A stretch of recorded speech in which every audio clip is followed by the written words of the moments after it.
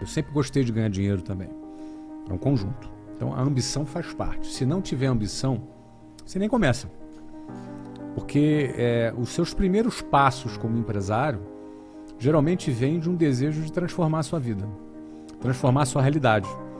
Raramente, ou vou dizer que quase que a totalidade dos pequenos, dos micro e pequenos empresários, tem uma realidade difícil no início. Ele quer transformar a realidade dele. Ele quer viver melhor, ele quer dar uma vida melhor para a família dele. Então a ambição faz parte, porque do contrário, por que ele vai correr risco? Por que ele vai pagar juros altos? Por que ele vai pagar uma alta carga tributária? Por que ele vai correr riscos fiscais e trabalhistas?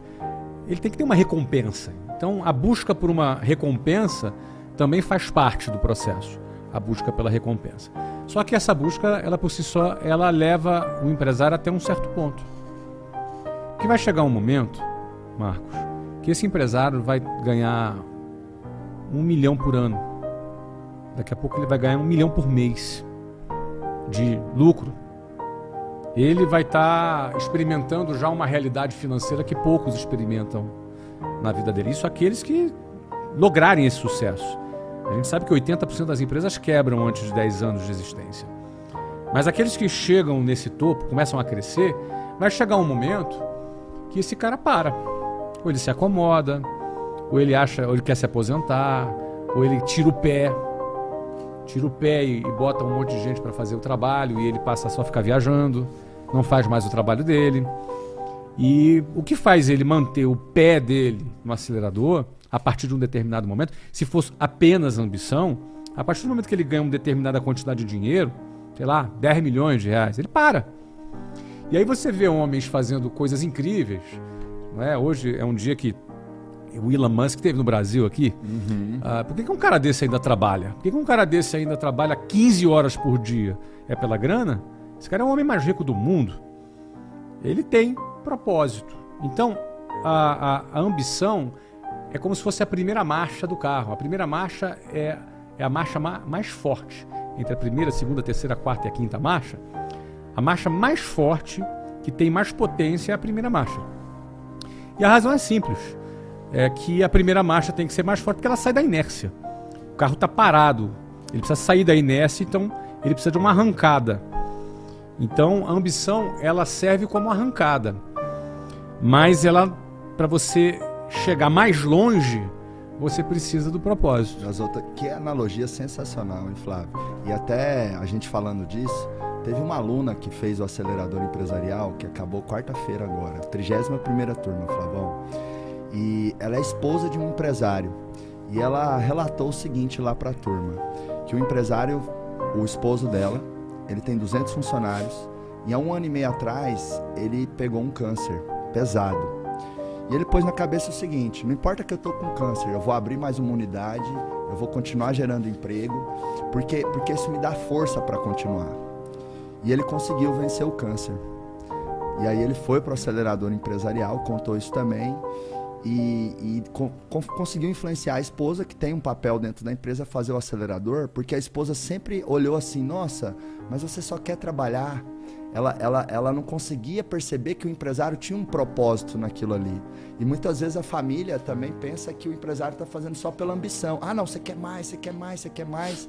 Mas esse querer mais, depois de um ponto, ele passa a ser menos egoísta e passa a ser mais altruísta. Pode ser. Por exemplo, isso significa que o propósito ajuda o projeto, mas nesse caso que você citou do empresário aqui, mostrou também que o projeto ajuda o propósito. Chega uma hora que a coisa começa a se retroalimentar. Uma coisa começa a retroalimentar a outra coisa. Não é? Ele trabalhar ajudou no propósito dele. Assim como o propósito também ajuda no trabalho. Então as coisas começam a se retroalimentar. E com relação à família,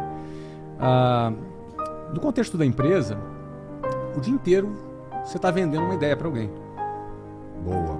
O dia inteiro. No contexto de empresa é sempre assim. Você está vendendo uma ideia. Ou você está vendendo o seu produto para um cliente, ou você está vendendo o seu projeto para um investidor, ou para um franqueado.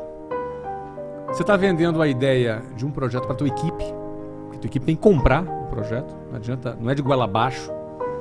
Você sempre está vendendo ideias. E às vezes o cara é muito bom de vender ideia da empresa, para o fornecedor, para o investidor, para o cliente. Mas às vezes o cara é péssimo em vender ideia para a esposa dele ou para o marido dela. Ele acha o seguinte: por ser minha esposa, por ser minha família, por ser meu filho, eu não preciso convencer ninguém de nada.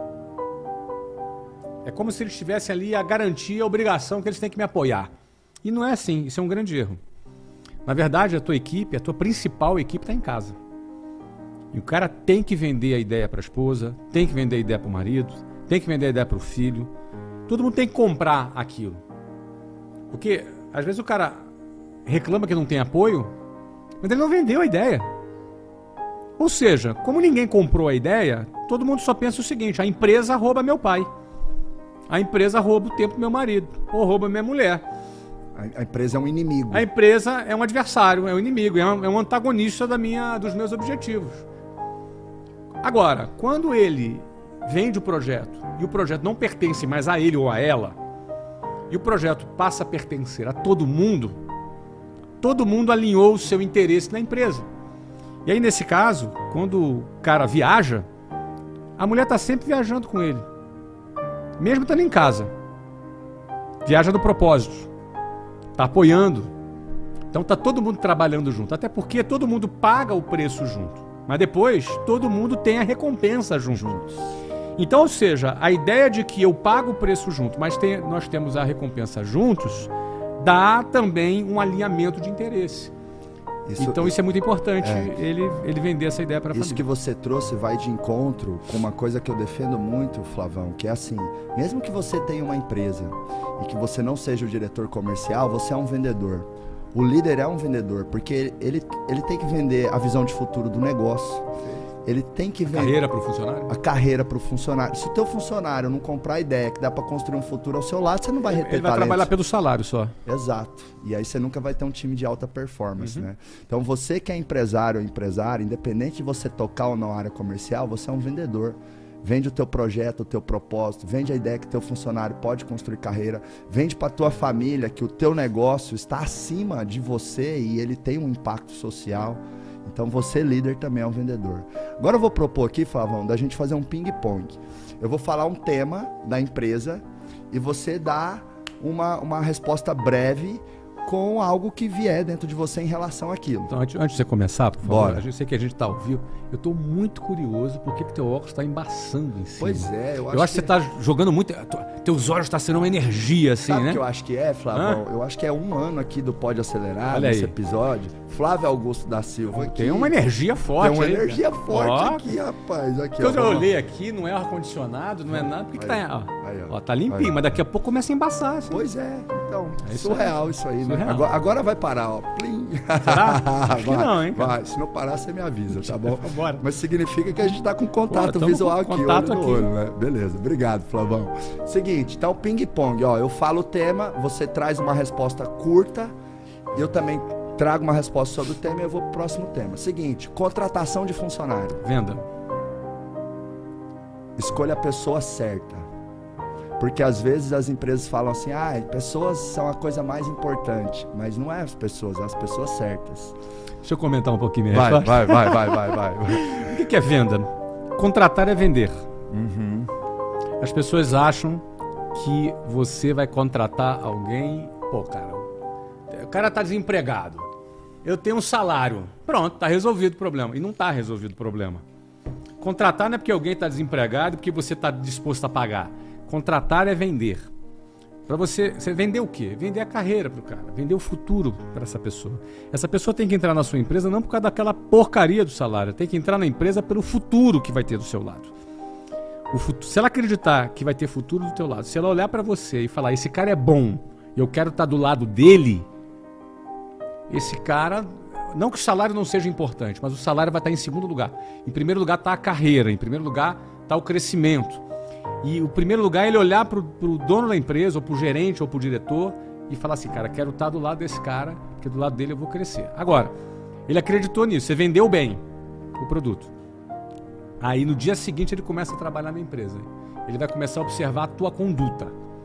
Aí a tua conduta vai mostrar se o que ele comprou foi propaganda enganosa ou se não foi uma propaganda enganosa. Ou seja, ele vai olhar para a tua conduta e vai ver, pô, esse cara realmente é ponta firme. realmente do lado dele eu vou crescer. Porque quando as pessoas pedem demissão, elas não desistem da empresa, ela desiste de alguém. Ela desiste de alguma pessoa. Quando alguém entra com um processo trabalhista, ela não processa uma empresa, ela está processando alguém. É alguma pessoa que não tratou ela bem, que assediou moralmente essa pessoa. Ou seja, é bem personalíssimo, né? Então, a gente tem que vender o produto e também tem que entregar o produto. Próximo tema, cultura. A cultura, ela é reflexo da mentalidade do dono da empresa. Então, o dono da empresa, olha, é embaçado, tá? Isso é uma energia, hein, cara? Isso aí. Nós somos empreendedores otimistas, vamos entender que isso aqui é um presságio de coisas boas. Essa energia saindo, cara. Mas eu embaçar, não, mas tá ótimo. Tá ótimo. Não, tá ótimo. Cultura. Mas enfim, cultura